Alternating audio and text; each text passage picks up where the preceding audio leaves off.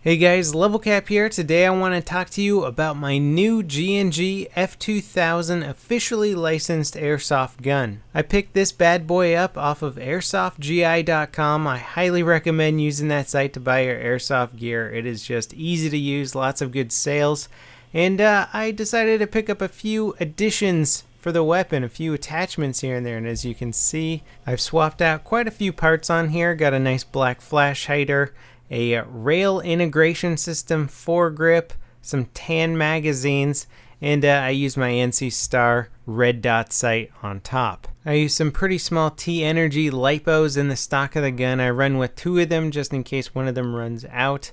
The magazines that fit in this are M4 magazines, but they're kind of extended M4 magazines, and they can hold 450 rounds per mag, which is plenty to last you through pretty much any round. And I decided to waste no time getting this gun right into the game here. I'm playing on SC Village on the Viper map, and I gotta say the performance of the F2000 absolutely blew me away. Now what's awesome about this is I basically switched from a close quarter designed M4 to the F2000, except the F2000 is a few inches shorter than the M4 I was using before. However, the barrel is considerably longer because the F2000 is a bullpup design.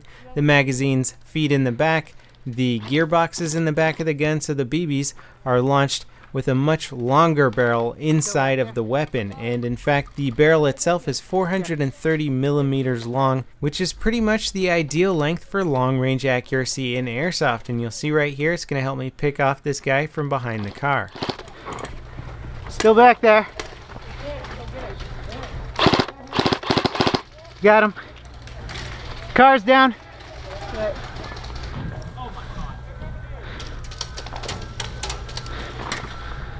Alright, I'm gonna move up.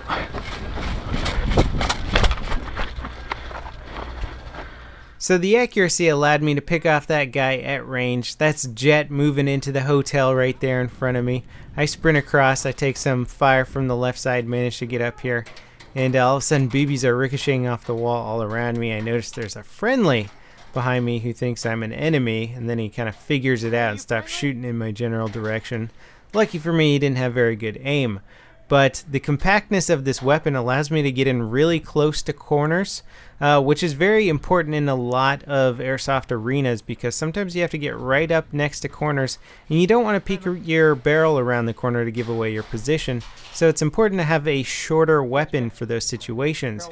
But having a short weapon that also has a long barrel inside of the body is kind of the best of both worlds. So you really get a nice platform with the bullpup design. I'm going to go ahead and try and work my way over to the right flank. I see Jet's inside the hotel. He's got some backup there, so I don't want to cluster it too much.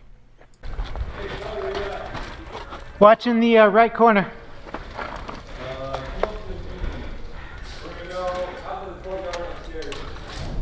Okay, I might be able to flank this far right side.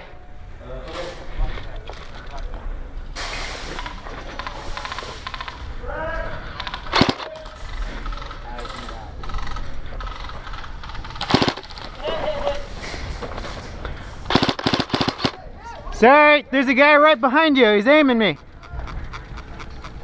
Now this is something that happens frequently in airsoft. Is somebody gets shot and they go out, and so they have to walk back to their spawn. And rather than taking a safe route back to their spawn, they just walk a beeline, and that often puts them right in the middle of really high traffic fire lanes. So they're walking right through the middle of a firefight. They end up getting shot more. And then this guy decides that he's going to just walk out of spawn firing full auto. I pretty much hit him every time I burst fired around that corner, and he just wasn't calling his hits or something. Not really sure what was going on in their spawn. I get a little aggressive and I think I'm going to push this corner.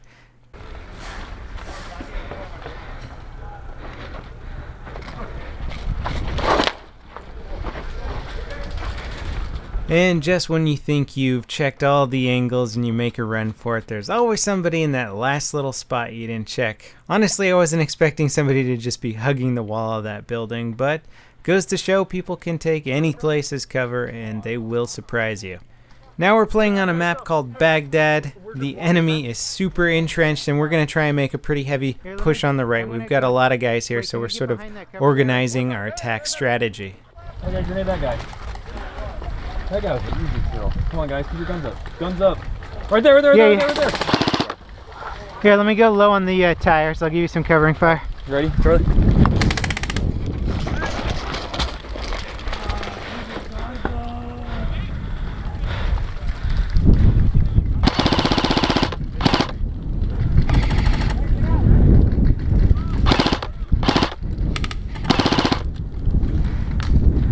I managed to pick off one guy behind that truck, and I noticed somebody else's feet below it.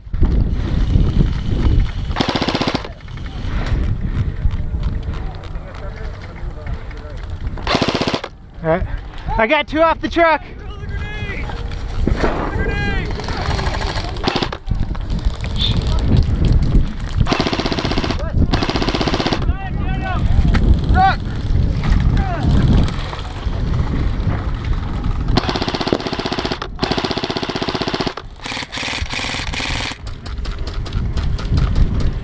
Now at this point there's so many enemy targets off in the distance that we're laying down a lot of suppressing fire.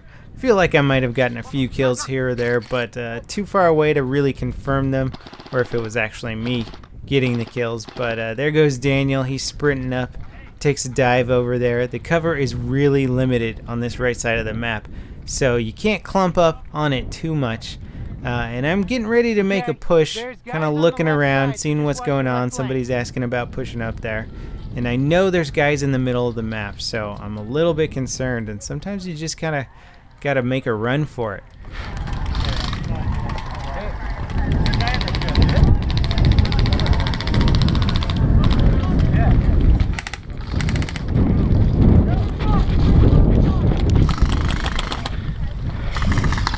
How's our left flank? Can we push up to that truck? We can move right if we rock. Okay. Guys ready? Here, I got your back, man. If you want to go, I'll be right behind you. Hold on. 1, 2, 3. Battle,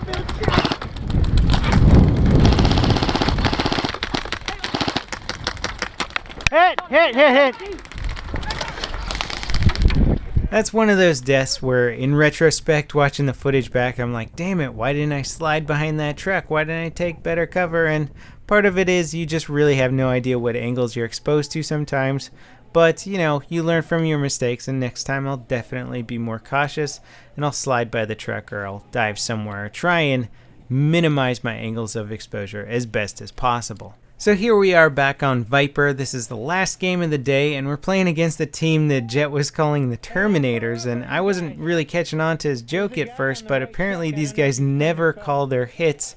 And sure enough, we played most of the game. They just weren't calling their hits. It was impossible to push up because they just wouldn't go out. So I decided to give these guys my full magazine and see what they thought of it. Gun knife.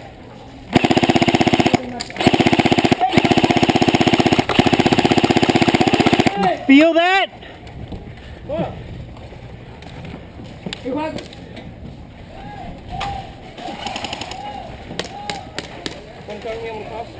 Yeah, go for it. Go now.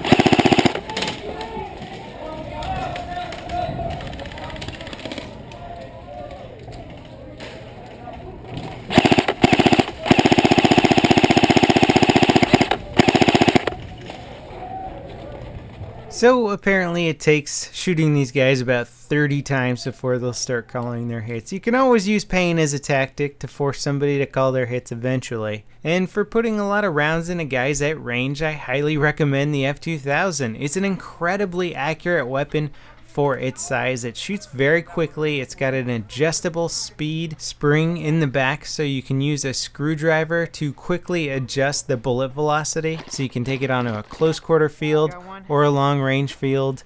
It's just a very effective weapon. There's a few weird little design nuances that I'm not crazy about. It's very annoying to remove and put back on the buttstock on the gun for taking out batteries and putting in batteries and that sort of thing.